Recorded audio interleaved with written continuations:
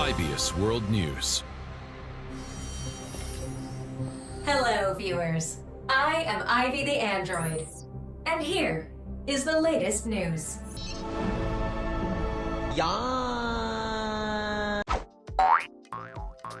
Gamer Braves. What's up guys, this is One from Game Braves. Now, I am very excited for Exo Primal. Cautiously excited, but excited nonetheless.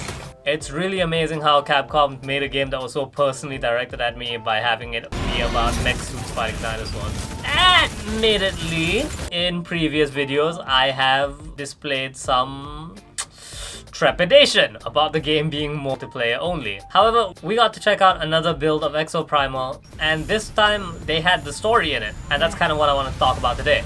I gotta say, it is pretty clever how they've mixed these story and multiplayer modes of Exo Primal together. Unlike a lot of older games which would have had, a separate campaign mode and a separate story mode, this kind of plays out like a more refined Monster Hunter, in the sense that you go out and you do missions. The build we had only had Dino Survival, so you keep playing the Dino Survival mode. At the end of every run, you get intel. There's this menu called the Analysis Wheel, which is basically a big wheel of clues, and the intel that you get will be related to different things. Basically, once you collect enough of these clues, you get the next level of the analysis wheel, which comes with a longer, more proper cutscene. Like 2040 was a curse we can't shake. It's really interesting because this allows you to kind of play the game you want to play. If you want the story experience, then you play the Dino Survival, then you watch the cutscenes like you would any normal game. But if you just want to get those games in, you can spend like a whole afternoon queuing over and over again, only to wait for the day where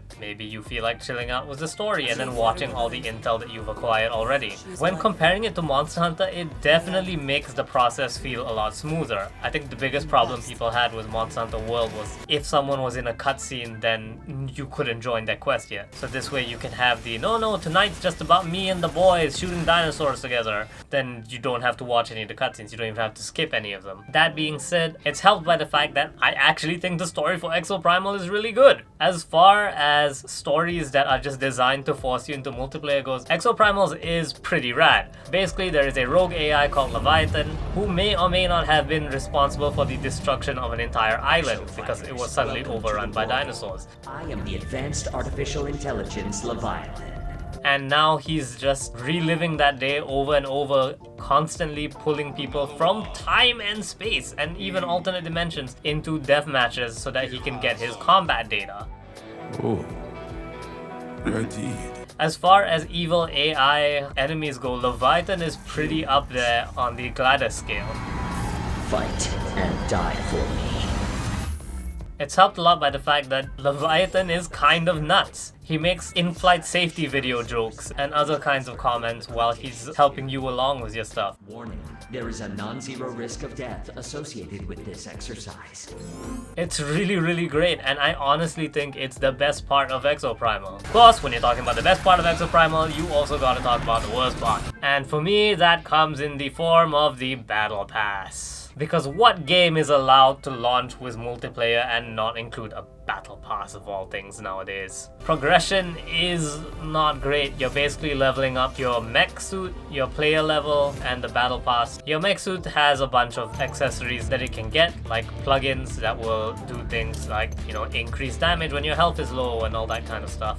And the battle pass is mostly just cosmetic stuff.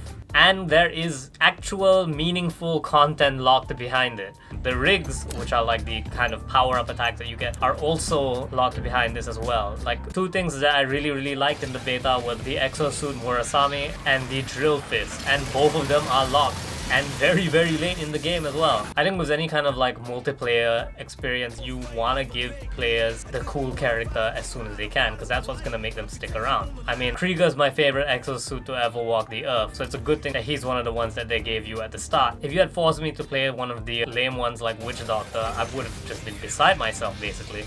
It's just added by the fact that I don't think anyone actually likes those reward screens, I mean, cool, you got a decal, and you open the war chest and there wasn't all that much in it. It's just one of those things where I think they could have cut the battle pass stuff and progression stuff entirely and people would still play, either A, because the gameplay is actually really good, or B, because the story is also really good. Heads, we'll go check it out. Tails, not our problem. Not our problem. That being said, it is still really fun to get to see more of Exo Primal. The build we got to play had more maps than I got to see during the beta, and even some new dinosaurs. We actually got some little tiny feathered dinosaurs. You can't imagine how much fun it is mowing them down with a giant Gatling gun. Progression locked exosuits are still playable in the training room, which is how I figured out that Murasame literally has the EI/animation from Monster Hunter. It's lovely, and it only makes me more disappointed that the game expects me to play so many matches just to get to him.